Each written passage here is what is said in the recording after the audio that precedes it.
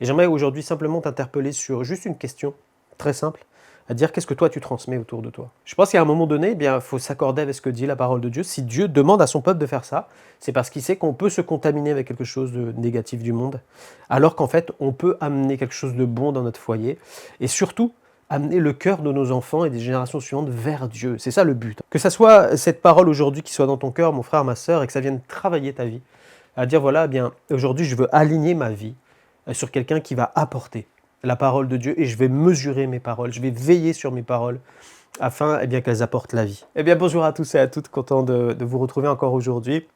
Que Dieu vous bénisse. Exode chapitre 10, verset 2. C'est aussi pour que tu racontes à ton fils et au fils de ton fils comment j'ai traité les Égyptiens et quels signes j'ai fait éclater au milieu d'eux. Et vous saurez que je suis l'Éternel. Amen. On voit dans ce texte que Dieu va donner une recommandation à son peuple. Il va leur dire de génération en génération. Ce que je désire, ce que je vous demande, c'est que eh bien, vous puissiez faire passer le message de qui je suis, de ce que j'ai fait en Égypte, comment j'ai délivré mon peuple, comment j'ai délivré mes enfants de l'esclavage et comment je les ai amenés dans un bon pays qui s'appelle le pays de Canaan. Et voici mes œuvres et mes prodiges, et transmettez-le à la génération suivante. Et j'aimerais aujourd'hui simplement t'interpeller sur juste une question très simple, à dire qu'est-ce que toi tu transmets autour de toi. Est-ce que premièrement, comme dit Dieu, là c'est à nos familles que ça s'adresse? Est-ce que, eh bien, en tant que papa, en tant que maman ou en tant que grand-parent par exemple, est-ce que tu es quelqu'un qui transmet les valeurs de la parole de Dieu à tes enfants, à tes petits-enfants? Est-ce que tu es quelqu'un qui est transmetteur de paix, transmetteur de joie, transmetteur de la foi à tes enfants, à tes petits-enfants? Est-ce que eh bien, tes enfants, tes petits-enfants prennent plaisir à venir t'écouter parce que tu donnes des témoignages de ce que tu as vécu avec Dieu, de comment Dieu a agi dans ta vie, comment tu as vu Dieu agir dans la vie des autres, de comment eh bien, Dieu conduit son peuple, comment Dieu conduit son Église, et tout ce qu'il a réalisé dans ta vie. Est-ce que tu es quelqu'un eh bien, qui transmet ça à la génération suivante, oui ou non? Parce que eh bien, parfois ça fait défaut, et même pire. Parfois c'est que dans ta maison, même en tant qu'enfant de Dieu, et c'est une question sur laquelle tu dois aussi te pencher, c'est de dire peut-être que toi, eh bien dans ta bouche, soit tu te tais, c'est le silence, et tu n'en parles jamais de Dieu dans ta maison. Ou soit pire, c'est que eh bien, tu vas dire des choses négatives. Tu vas toujours amener dans ta maison quelque chose qui va amener de la morosité, de la tristesse. Il n'y a pas la paix, il n'y a pas la joie, il n'y a pas la foi, c'est toujours du doute, c'est toujours des craintes, c'est toujours du manque, c'est toujours des choses négatives en fait. Même parfois, sans même t'en apercevoir, tu vas dire des choses, c'est mensonger. Ou alors tu vas transporter des choses du monde dans ton foyer et tu vas rapporter sans cesse, et bien peut-être même des choses qui sont vraies, des choses que tu as entendues à la télé, à la radio, sur Internet, etc. Des choses qui sont tout le temps la même chose en fait. C'est-à-dire le monde va mal et que c'est de pire en pire, et ça on le sait. Et que toi tu amènes ça, mais tu n'amènes jamais la solution avec, à dire mais comme disait Jésus, quand ces choses arrivent, levez vos têtes. Et que toi en fait tu es juste un transmetteur des informations et que eh bien, en fait tes enfants, tes petits-enfants t'écoutent et tu as une influence dessus, que tu veuilles ou que tu ne veuilles pas, tu as une influence sur la génération suivante et Dieu te tiendra pour responsable en fait, il nous tient pour responsable de nos paroles. Et j'aimerais que tu puisses aujourd'hui, eh bien, tout comme moi, réfléchir à cela, à dire mais qu'est-ce que je transmets autour de moi? Et qu'est-ce que mes enfants, mes petits-enfants voient à travers ma vie? Est-ce que c'est Dieu que je glorifie? Est-ce que c'est Dieu que je mets en avant?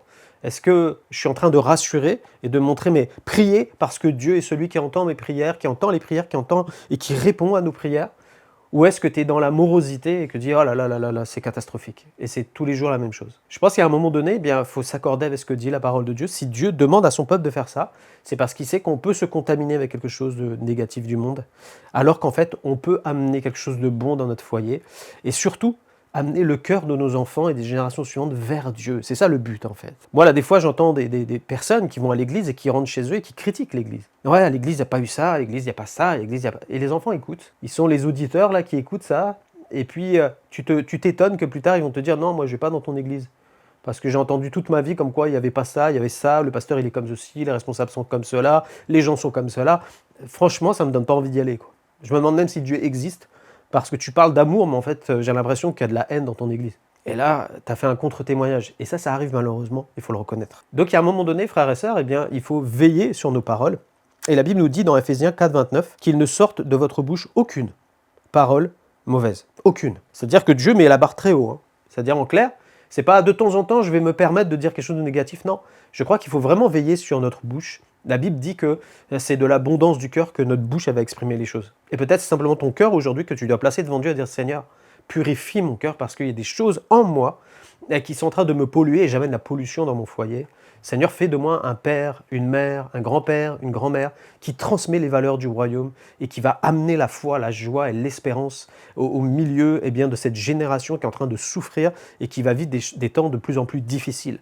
Que je puisse les amener à te connaître. La Bible dit, et c'est la suite du verset, mais s'il y a lieu, quelques bonnes paroles qui servent à l'édification et communiquent une grâce à ceux qui l'entendent. Amen. Que ça soit cette parole aujourd'hui qui soit dans ton cœur, mon frère, ma sœur, et que ça vienne travailler ta vie. À dire, voilà, bien, aujourd'hui, je veux aligner ma vie sur quelqu'un qui va apporter la parole de Dieu et je vais mesurer mes paroles, je vais veiller sur mes paroles afin bien, qu'elles apportent la vie. Le psaume 66, verset 16, après quoi on priera « Venez écouter, vous tous qui craignez Dieu, et je raconterai ce qu'il a fait à mon âme. Amen. » Le psalmiste pouvait déclarer « Je vais raconter ce que Dieu a fait à mon âme, que ça soit ta parole aujourd'hui et ta résolution. » Que Dieu vous bénisse, on va prier. Seigneur, merci pour ta parole. Oui, Seigneur, nous voulons être de ceux qui transmettent, Seigneur mon Dieu, ta gloire à ceux qui nous entourent, Seigneur, que ce soit dans notre foyer, que ce soit sur notre lieu de travail ou ailleurs, Seigneur. Fais de nous des témoins de toi. Seigneur, qu'on n'ait pas un contre-témoignage, mais qu'on soit des porteurs de ta grâce dans le nom de Jésus.